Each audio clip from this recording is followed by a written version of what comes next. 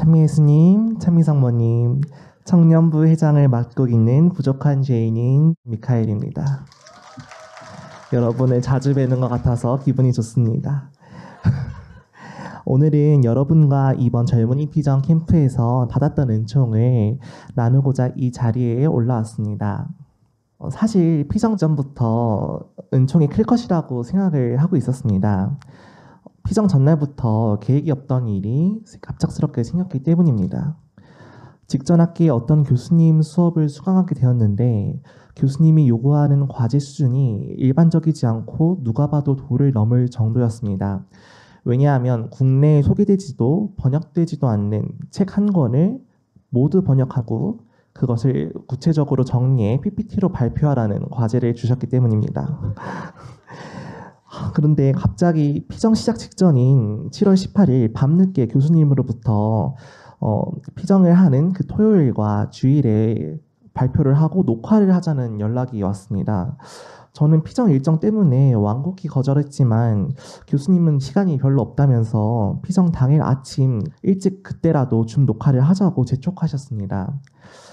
그리고 피정 일요일과 그 다음 월요일에도 몰아서 하자는 요구를 받았습니다. 타협이 없던 시점에서 피정 당일 아침에 피정 짐 하나도 못 산 채 아침 8시 반부터 10시 반 넘어서까지 줌에 참여해야 했고 타려고 했던 열차도 놓치게 되었습니다. 인간적인 마음으로 이런 상황이 불편하고 교수님에 대한 불만이 없던 것은 아니지만 분열의 마귀가 피정 때 받을 은총을 알고 나를 화나게 하려고 하는구나 라고 의식하면서 봉헌할 수 있었습니다. 그리고 예상했던 열차를 놓쳤지만 주님께서 곧바로 환승해서 갈 수 있는 방법을 딱 떠올리게 해주셔서 제 시간에 도착할 수 있게 해주셨습니다. 이제부터 본격적으로 피정에서 받은 은총에 대해서 나눠보겠습니다. 먼저 영광의 자비 예수님 성화에 관련된 은총입니다. 피정 첫날은 모든 프로그램이 경당에서 진행되었는데요. 제 자리는 경당 입구 오른쪽 그리고 앞쪽이었기 때문에 영광의 자비 예수님 성화를 마주볼 수 있었습니다. 그런데 유독 그날따라 예수님 성화의 눈과 제 눈이 마주치는 것이었습니다. 편지를 쓸 때도, 미사를 봉헌할 때도, 그리고 성취강복을 받을 때도 모두 영광의 자비 예수님 눈과 마주쳤는데 마치 살아계신 것처럼 제게 인자하게 웃고 계시는 모습을 보여주셨습니다. 그리고 제가 프로그램 중 생각이 딴 길로 새어 집중이 흐려진 상태로 예수님 성안을 바라볼 때는 근엄하고 진지한 표정을 지으시는 것이었습니다. 머리로는 예수님께서 내가 어떤 일을 하고 있는지 다 지켜보는 것이라고 알고 있었지만 이렇게 몸소 체험을 하니 정말 신기했습니다. 나 같은 죄인이 뭐라고 이렇게 사랑스러운 인자하신 눈빛을 주나이까 생각이 들면서도 이렇게까지 날 지켜보고 계시는데 잘 살아야겠다라는 생각까지도 들게 해주셨습니다. 이렇게 저는 예수님 성화 하나만으로도 주님으로부터 사랑받는 체험도 하면서 회개할 다짐까지도 생길 수 있었습니다. 아멘. 두 번째로는 기도에 대한 확신을 받은 은총에 대해서 나눠보겠습니다. 피정 중 가장 인상 깊었던 프로그램은 성혈조비실 안에 직접 들어가서 기도를 하고 묵상하는 시간이었습니다.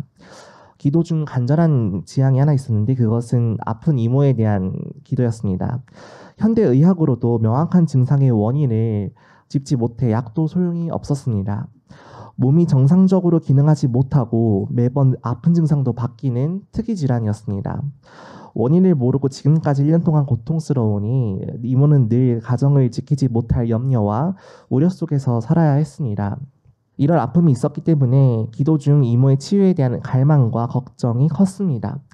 더군다나 이모는 결혼 전 계속 꾸준히 순례했던 적이 있었기 때문에 더 간절했습니다. 그런데 묵상이 끝나고 나서 사랑의 메시지를 뽑았을 때 나온 메시지의 첫 구절이 예수님께서 하신 말씀이었는데 아무것도 걱정하지 말라라는 말씀으로 시작되는 것이었습니다. 이번 일뿐만 아니라 매번 메시지 말씀을 뽑을 때마다 제 상황과 딱 떨어지는 말씀을 주시는데 정말 놀라울 뿐입니다.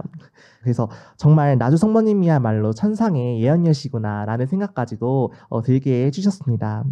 그래서 그 성혈조비실 앞에서 느꼈던 그 감정은 정말 이루 말할 수 없습니다. 정말로 예수님의 현존과 사랑과 예수님에 대한 감사함을 체험할 수 있던 시간이었고 은총을 받을 것이라는 확신까지도 얻게 해주셨습니다.